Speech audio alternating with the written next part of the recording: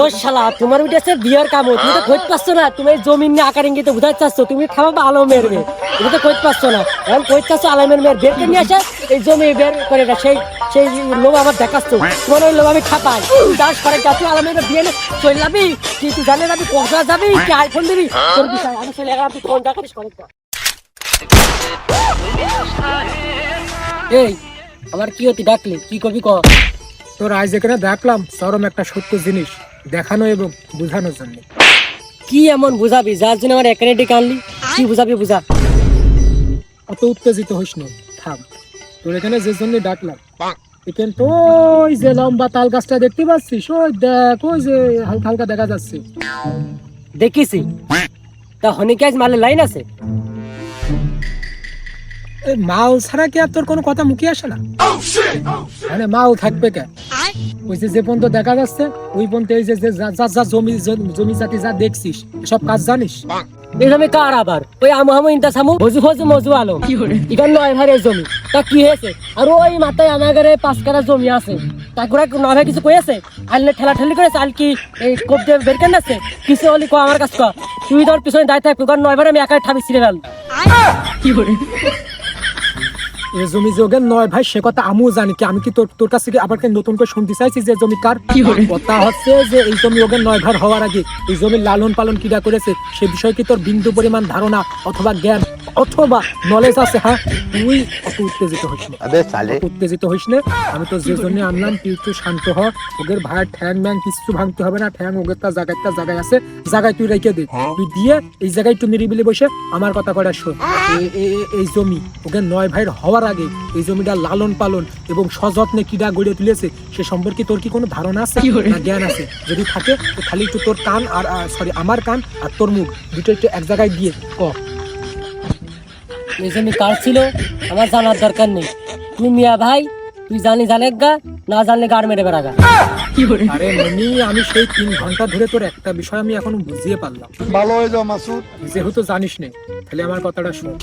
এই জমি আমু হামু ইন্তা সামু বজু ফজু মজু আলো ওকে নয় ভাইয়ের হওয়ার আগে এই জমি ছিল ওর বাপের, আর ওর বাপের হওয়ার আগে এই জমি ছিল আমার দাদার। মানে তোর দাদা আমার দাদা বাড়া ওই মুরব্বী ওই শালা বুড়ো, ওই শালা যুদ্ধের পরে ওই শালা দ্বিতীয় বিয়ে করবে।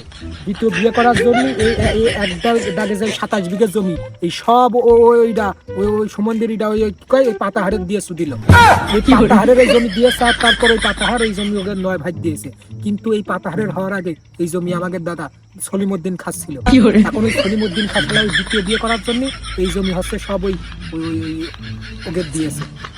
ওদের দেওয়ার কারণে আজ আমাকে জমিতে ঘাটতি করে দিয়েছে। সে দ্বিতীয় বউ বাড়া তো থাকলো না, শুধু ওই দাদার জমি কড়াই ঠাপিয়েছে। কথা হচ্ছে আমি তো যে জন্য ডাকলাম, এই জমি যেহেতু একসময় আমাদের দাদার ছিল, তো সেক্ষেত্রে আমাদেরও একটা অধিকার রয়েছে, এই জমি আবার আমাদের দখলে আনতে হবে। তুই কইস কি ভাই? আগে ওই বুড়ো ঠাবো না, এখানে 9 ভাত ঠাবাবো। কি করে তোর এখনই কারো ঠাপাতে হবে না, একটুখানি এখানে শান্ত হয়ে বয় আর আমার কথা কটা মনোযোগ দিয়ে শোন। কি করবি কয়, তুই ভালো করে খুলে কর। কথা হচ্ছে দাদা তো সেই দ্বিতীয় বউ সে শালিত থাকলো না, আবার এই যে মাঝখান দিয়ে জমি কটা আমাকে হারানো লাগলো। সে যেহেতু থাকিনি জমি কটা আমাকে আবার ফেরত আসবে, এটা তো একটা হিসেবের কথা বা উচিতের কথা, তাই না? বিষয়টা তো হিসেবের কথা। হ্যাঁ তা তো সত্যি। আচ্ছা, বিষয়টা যেহেতু সত্যি তুই মানে বুঝতে পারিস, আমি এবারে বুঝতে পারলাম তুই লাইনে আইছিস, এবার একটু জাত হয়েছিস, তুই বহুদিন পরে একবার জাতে আইছিস। এখন কথা আছে আমি ইনকার সামনে বসে খুঁজে মজু তুই যে আর ওই যে আলো তুই শালা এই নয় তো কোনো ছেলে পেলে নেই, আছে শুধু ওই আলো নরক নেই পরে আমার সাথে একসাথে এই যে ক্রসিং করলাম কেবলটা করে আসি আসছে। এখন যদি কোনোভাবে আলো মেয়ের লাইনে আনতে পারি, আমরা কিন্তু আমার দাদার এই যে জমি হারানো সম্পদ, দাদার নিজের হাতে লালন পালন করা যে হারানো সম্পদ গুপ্তধন, আমরা কিছু কিন্তু এটা আবারও আমাদের ফিরিয়ে আনতে পারছি, আমাদের নিজেকে দখলে নিয়ে আসতে পারছি। কিন্তু এখন আনতে হলে ওই আলমের মেয়েটার দরকার। এখন বলছে যেহেতু আমি বয়সে বড় আবার শ্রদ্ধেয় বড় ভাই, তো সেই ক্ষেত্রে আমি চাচ্ছিলাম যে আলমের মেয়েটার আমি দেখি আমার সাথে পরে আমার সমবয়সী ক্লাসমেট তো ছোট তোর ভাবি হিসেবে মানাবে।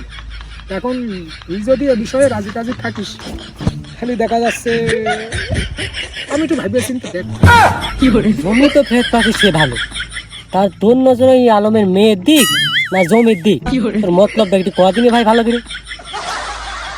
এই যে আবার তেড়ামো করা শুরু করেছি। আমার কথা হচ্ছে এই 27 বিঘে যদি জমি আমরা পাই, যেহেতু আর কেউ নেই, তার মানে ভবিষ্যতে এ জমি আমার আর তোর নিশ্চিত। এখন কথা হচ্ছে যে তুই আমার ছোট ভাই, আমার তোর কথা আমি সবসময় ভাবি, যেহেতু জমি জাতি এখন খুব বেশি নেই, যাই 15-20 বিঘে আছে, ওতে তো আমরা আমরা যে দুই ভাই, আমাকে চলে গেলেও আমাকে ছেলে পেলে তো আর চলবে না, তাই না? আমাকে তো তাদের কথা চিন্তা করতে হবে। ও শালা, তোমার কাছে বিয়ার কাম, তুমি তো খোঁজ পাচ্ছ না, তুমি এই জমিন নিয়ে আকার ইঙ্গিতে বুঝাতে চাচ্ছ, তুমি থামাবে আলমের মেয়ে, তুমি তো খোঁজ পাচ্ছ না। এখন খোঁজ চাচ্ছ আলমের মেয়ের বের করে নিয়ে আসে এই জমি বের করে না, সেই সেই লোভ আমার দেখাচ্ছ, তোমার ওই লোভ আমি খাপাই। তুই যাস করে গা, তুই আলমের বিয়ে নে চল যাবি, জানো না বসা যাবি কি আইফোন দিবি, তোর বিষয় আমি চলে গেলাম, তুই ফোন আসলে ছেলে ভালো, শুধু রাত্রে একটু খায়, আসলে ছেলে ভালো।